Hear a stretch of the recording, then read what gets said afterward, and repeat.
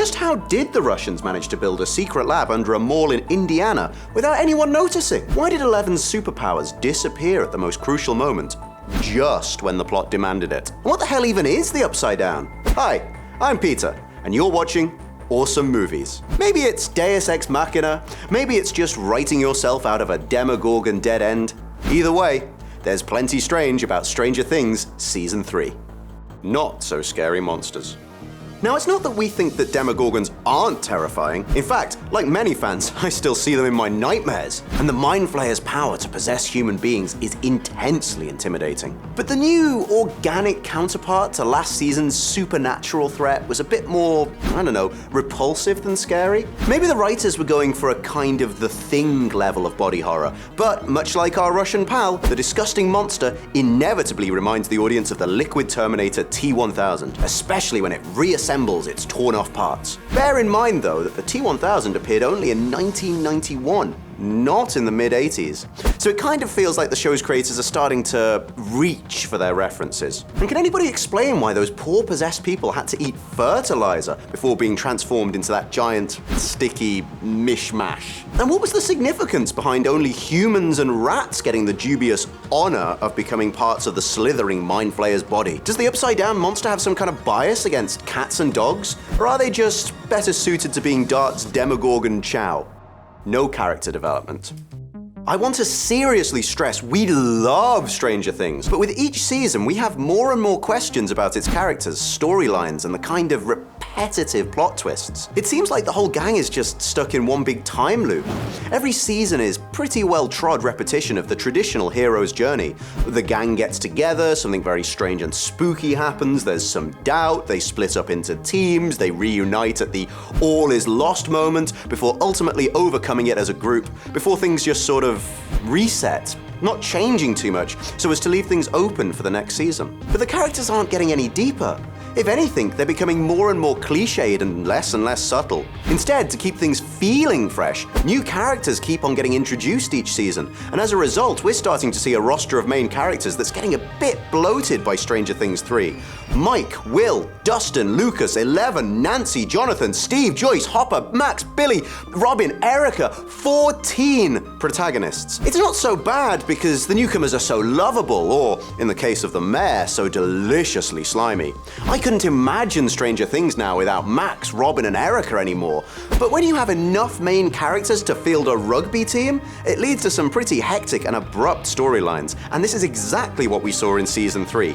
Even when the kids grow up and start to have relationships, it doesn't feel like they're really into it all that much. Yes, Lucas and Mike don't want to play Dungeons and Dragons anymore, but that's about it. We don't get much about Lucas and Max's relationship either, and when Eleven dumps Mike, it feels more like a snap decision with little substance other than to give us a great 80s shopping montage. Maybe it was included in the script just so that we could see Elle's new look. There is one exception. Joyce and Hopper's bickering almost led to them having a real date, but even that feels like a bit of a retread of Nancy and Jonathan from Season 2, right down to Brett's sardonic observations about both situations. And it seems like this relationship was used more for the shock factor than for the sake of any real character development. Hopper disappearing right after they agreed to meet, that was heartbreaking. But was it earned? Hopper spent so much of Season 3 as a kind of caricature of Hopper from Season 1, kind of a cartoon curmudgeon, that it's now hard to believe that this rough and tumble chief of police is really wise enough to pen a poignant letter to Eleven.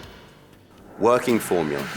As I've already mentioned about the hero's journey, the events in each season of Stranger Things fall into a nice and tidy pattern. Been there, conquered the evil, came back with some, but not too much collateral damage.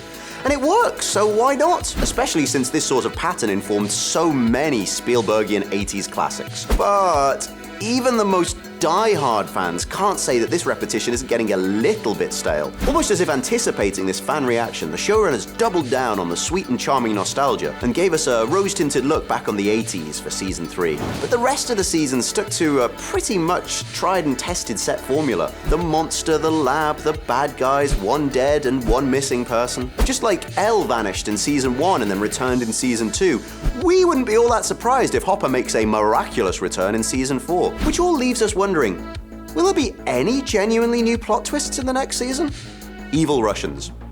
The events of the third season of Stranger Things take place in 1985, at the height of a particularly icy period of the Cold War. We're talking Reagan's Star Wars in full swing and the Soviets still in Afghanistan. So it seems like kind of a cliche that the baddies in this season are Russian, rather than the US government. Because seriously, a Russian military lab under a mall in Indiana? Come on! It's so unbelievable that conspiracy nut Brett is even the butt of a joke where his misguided paranoia has him attributing every conspiracy in the first two seasons to some kind of Red Dawn scenario. Sure, we can explain this plot as an homage to Cold War movie classics like the aforementioned Red Dawn. You remember how Alexei explicitly compares Hopper to Rambo? And the Russian mercenary he confronts is an unmistakable reference to both Arnold Schwarzenegger in Terminator and Dolph Lundgren in Rocky IV. Bit of our Ruski comrades are the best villains ever and managed to build a base under an edifice to capitalism right under the noses of a town teeming with US government operatives investigating the rift.